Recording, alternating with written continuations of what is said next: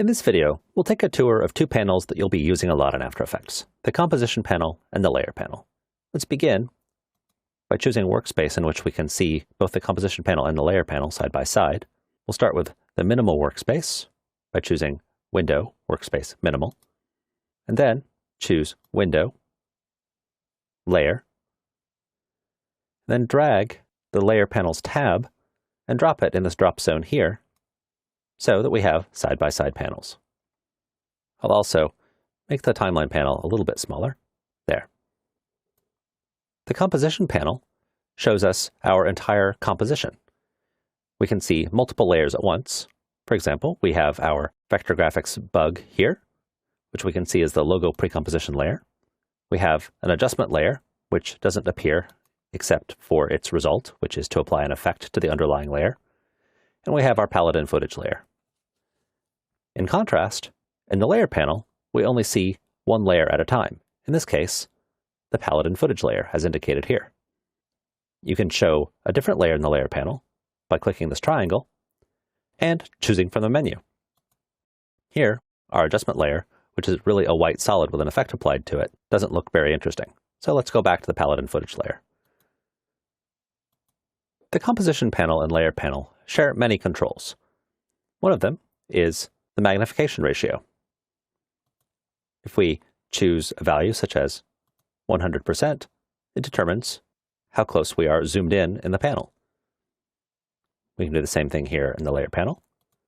Note that when working with high definition or cinema size frames, you'll very often need to use a magnification ratio other than 100%, especially when working on a small display like the one that we're using now. If I choose 25%, I can easily see the entire frame.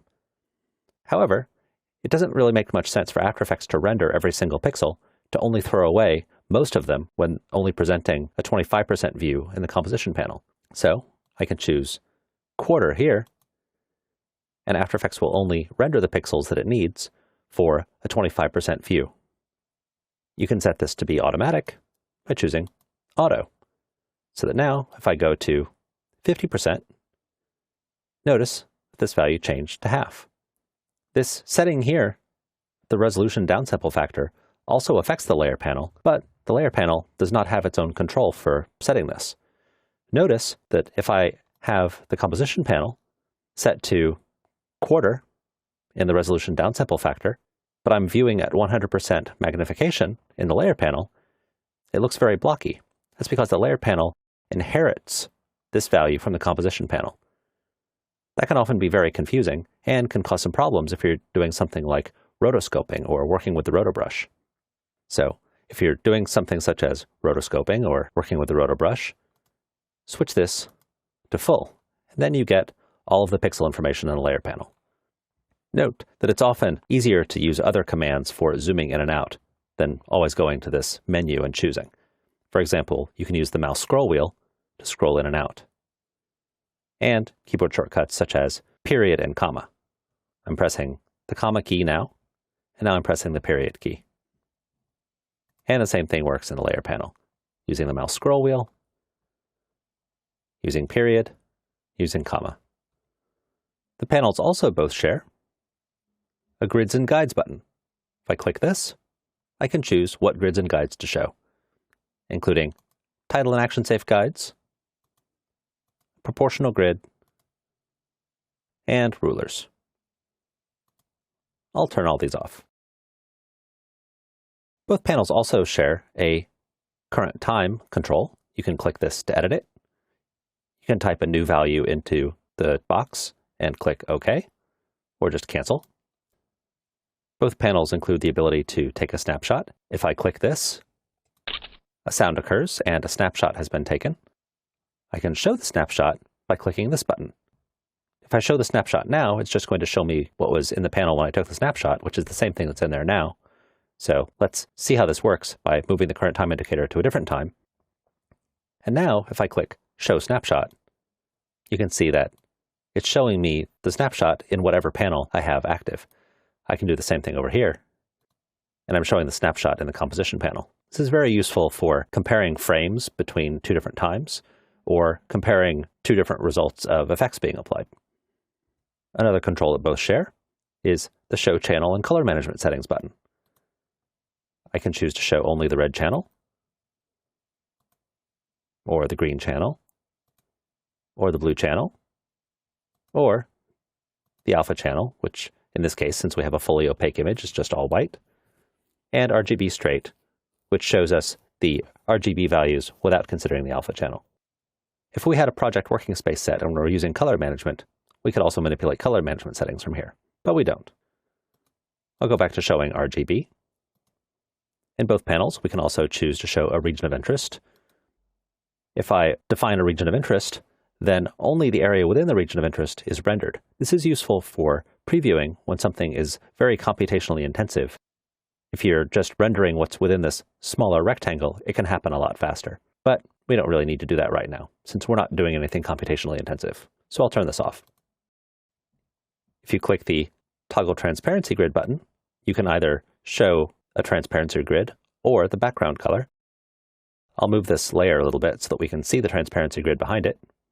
There it is. And if I turn it off, we're just seeing the background color.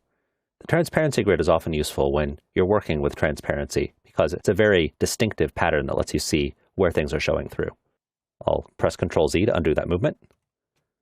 Both panels also include a pixel aspect ratio correction button. This is used to toggle back and forth between showing pixels at their non-square aspect ratio or showing them as square pixels. It doesn't do anything in this case because we're working with square pixels. I'll expand the composition panel a little bit so that we can see more of its controls. Another control that both share is an exposure button. This doesn't actually change the composition, it just changes how you're previewing the composition. This can be useful for many purposes, such as when working on a composite, it's very often useful to move the exposure down and up to check and see whether the seams in your composite show. You can reset the exposure by clicking this button. The layer panel has some additional controls for viewing alpha channels. Let's open this logo precomposition layer. If I double-click on a precomposition layer, notice that it opens in the composition panel. But if I instead Alt double-click or Option double-click on macOS, it opens in the layer panel. So here we have our Vector Graphics logo on a transparent background. If I click this button, then it toggles back and forth between showing us the alpha channel or not. And if I click this, then a pink border is drawn on the boundary between opaque and transparent. If I click Toggle Alpha Overlay, then a color is overlaid on top of transparent areas. In this case, red, but we can change this here.